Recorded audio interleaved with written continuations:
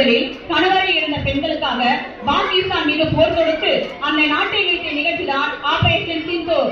நம் இந்திய நாட்டு பெண்களை வைத்து நம் இந்திய நாட்டு பெண்களுக்கு நேர்ந்த கொடுமையை சீர்படுத்திய நிகழ்ச்சிதான் ஆபரேஷன் சிந்தூர்.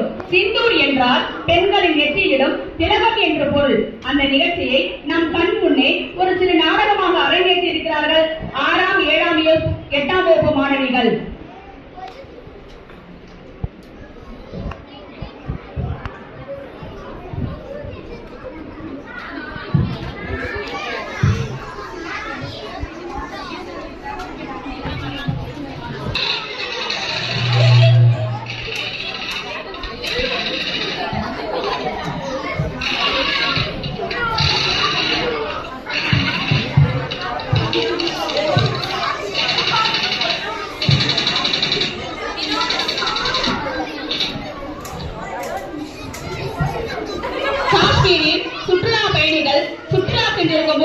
பாகிஸ்தான் தீவிரவாதிகள் உள்ளே வந்து சுற்றுலா பயணிகளை அதுவும் இந்திய ஆண்களை மட்டும் குறிவைத்து சுடுகிறார்கள்.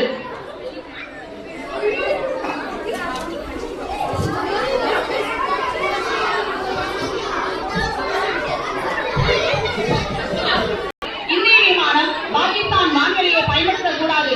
நம் பெண்கள் குங்குமத்தை அழித்த கைவர்களை வேரோடு அறுக்க திட்டம் தீட்டியது.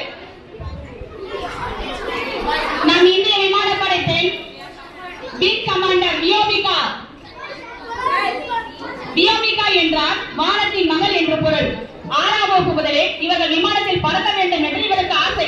விடாமுயற்சியின் காரணமாக 2019 டிசம்பர் 18 ஹெலிகாப்டர் இயக்கும் பணியில் சேர்ந்தார். ஜம்மு காஷ்மீர் தொலைதூர பயணத்தில் 2500 மணி நேரம் ஹெலிகாப்டரில் பறந்து சாதனை புரிந்தார்.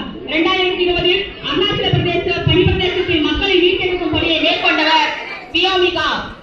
நெக்ஸ்ட் ராணுவ தளபதி சோபியா குரேஷி 1999 இந்தியா ராணுவத்தில் சேர்ந்தவர். பஞ்சாப் எல்லையில் நடைபெற்ற ஆபரேஷன் பராக்ரம் திட்டத்தில் சிறப்பாக செயல்பட்டவர்.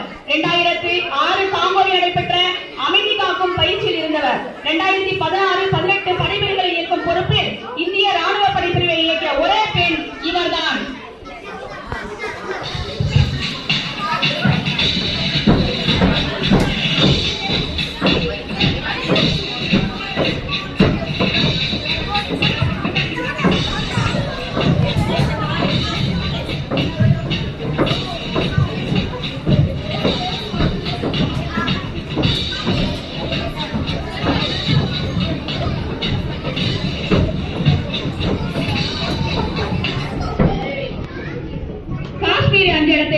பஞ்சாப் 4 இடத்திலும் உள்ள தீவிரவாதிகளை ராணுவ தளபதியான வியோமிகா மற்றும் சோபியா குரேஷியின் மூலம் திட்டம் தீட்டி அழிக்கிறார்கள்.